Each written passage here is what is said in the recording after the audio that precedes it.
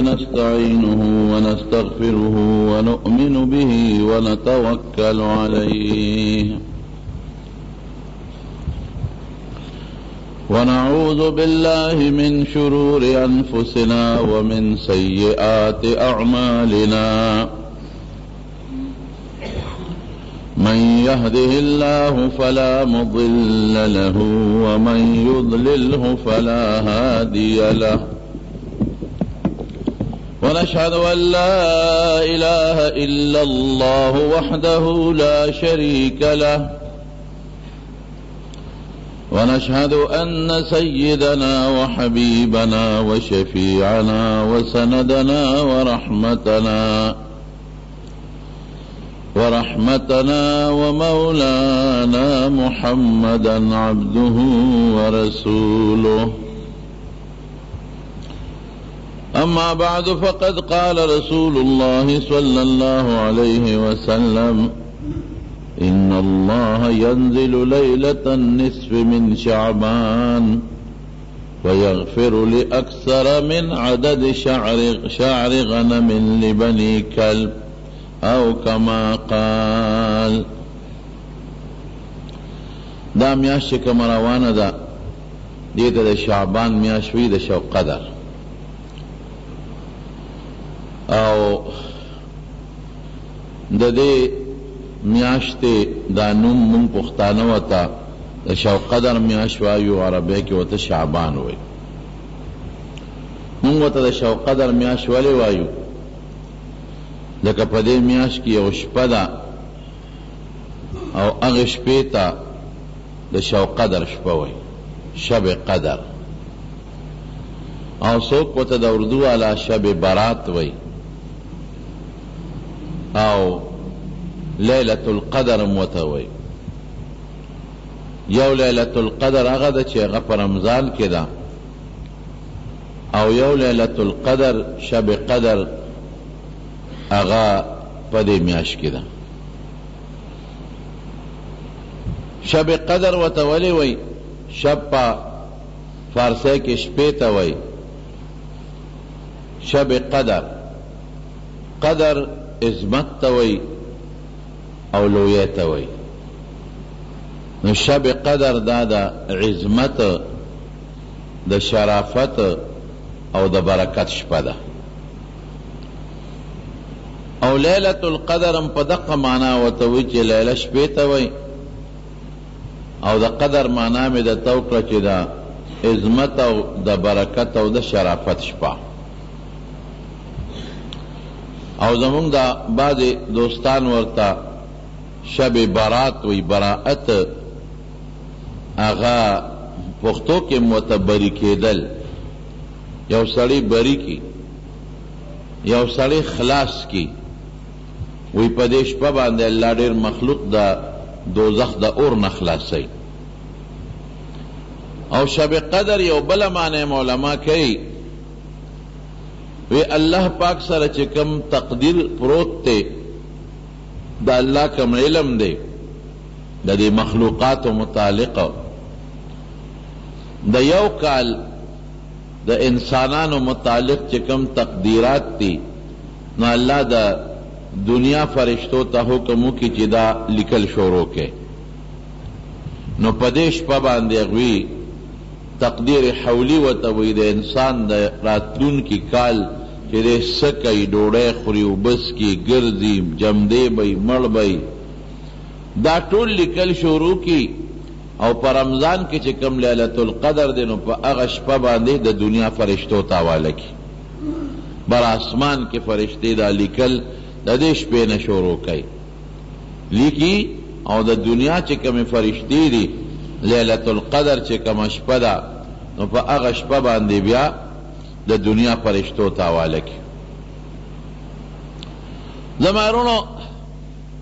دا ډېره زیاته د برکت شپه ده نبی کریم صلی اللہ علیہ وسلم د شپې د بی بی عائشہ صدیقه سره عائشہ صدیقه فرمایي چې د شپې را پاسېدم نبی علیہ السلام مې وکت نو سودا مې شوه چې پیغمبر علیہ السلام چېرته تللی نو عموماً با پدا سے حالاتو کی بیا د لور کرا کلا کلتا د بی بی فاطمه کرا حضرت علی سیب کرا نو زد آغی کور تلالم او تپوس میتیو که نبی علیہ السلام دل تراغلی دی وی چه نا او د شپیو تے دی وی علی سیب مزر را پاس سودا شوا حضرت فاطمه رضی اللہ تعالی عنہم را پاس دا او دا معشومان بچی حسن او حسین دام را ویخ شو نبی علیہ السلام پسی گرزی جماعت تاو پسی لارو پا جماعت کے نو دا بی بیانو کورونو کے موقت یوزیم نو خدای حضور پاک سشو نو نیک ور پسی لارو دا بقی مقبره تا جنت البقی چی کم مقبره دا دا حضور پاک دا کوٹے مباکور مبارک دا سے مخامخ ویل تلارو او دا سنا پا مشکات شریف کے پا معجزاتو کی او حدیث تے کہ پیغمبر علیہ السلام با پا کم لار تا نو پا غلار با یو خاصا خوشبوئی پاتے کے دا وجود نبی خوشبوت لا نو چه کم خاص مرگری و ناغی تا با پتا و چه دا خوشبو خو پا دی لار دا پیغمبر علیہ السلام دا نو دی پا دی لار دا سے تل دی پا خوشبوئی پس بدوی تلال وی ور پس روان شو تلو تلو دا بقی مقبره تا و رسیدو پا طور تیارش پکے دا بقی مقبره کی او غاڑی تا اغا زمانه کی دور غټه مقبره نوا دا غز بوٹیو پکے دا غز او خالی کلو میدانو شعر علاقوا نو حضور پاک یو طرف تا پا سجدہ پروت تے و جاڑی او دا اللہ دا آیت وی ان تعذبهم فإنهم عبادك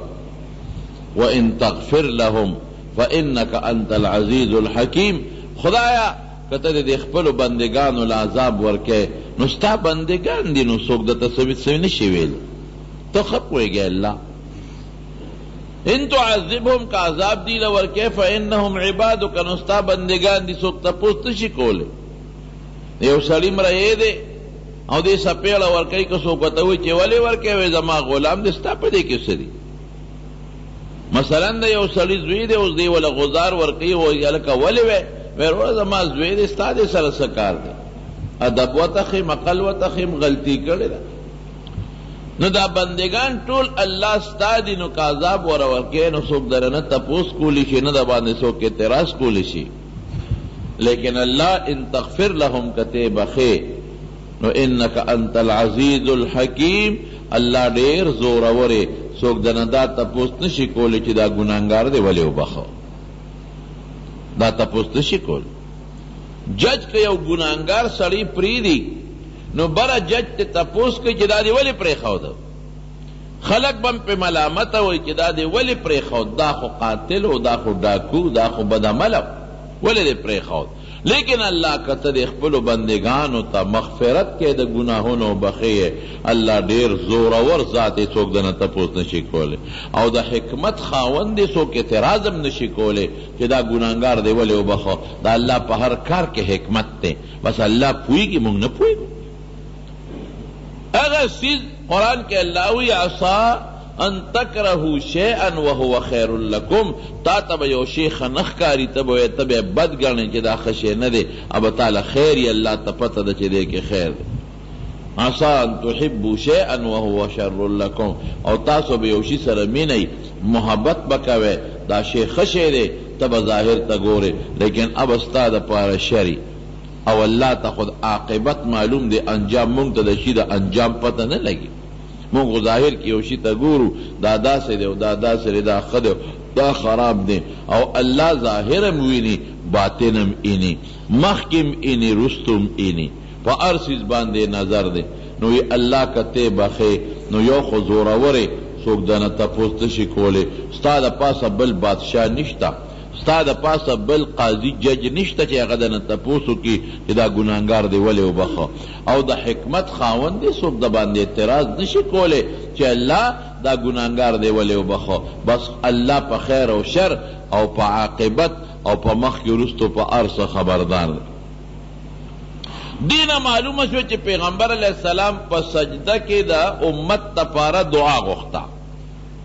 او دا عیسی علیہ السلام دا الفاظ ویلیو او مغا الفاظ استعمالا ولچه خدای استا بندگان دا محمد تی که بخیر نسوک دن تا پوس خونه چکو عذاب ورکیم استا بندگان بی بی فاطمہ پی ورپری وطا بابا دا اللہ رسولا دا شپی دل ترازی او خدای تا جاڑی سو چل شوید چا تکلیف تا رسولی دی چا نقصان دا رسولی دی چا ضرر دا رسولی دی ځکه دشمنان خو ډېر وو که نه په مدینه کې یهودیان او منافقان دا دوه ډلې سخت دشمنانو څه نقصان تکلیف ته چا رسولې څه چل شوی دی وی نه اسم نشته نو ولې بابا جانه جاړئ او د شپه کې مقبرې ته څونه دشمنانو د حضور پاک نو نبی علیہ السلام ورته او فرمایل وی اے فاطمه جبریل علیہ السلام راغی او راته ووی چې نن د شو قدر پنځلسمه شپه ده د شعبان او که د امت دپاره د الله په دربار کې د بخښنې سوال کوي نو ډېر قیمتي شپه ده نو زر عالم او دلته ځان له ځای دی مې خدای ته وجړل د خپل امت دپاره الله ته زاری کوم او الله ته جړا کوم او الله ته فریاد کوم زمارونو دوه خبرې ته معلومې شوې یو دا چې د شو قدر په شپه اللہ بخنہ کئی حدیث پاک کے مولد حضور پاک فرمائی ویدہ اللہ رحمتنا یا اللہ پہ یو خاص صفت دیڑنبی اسمان ترا کزیگی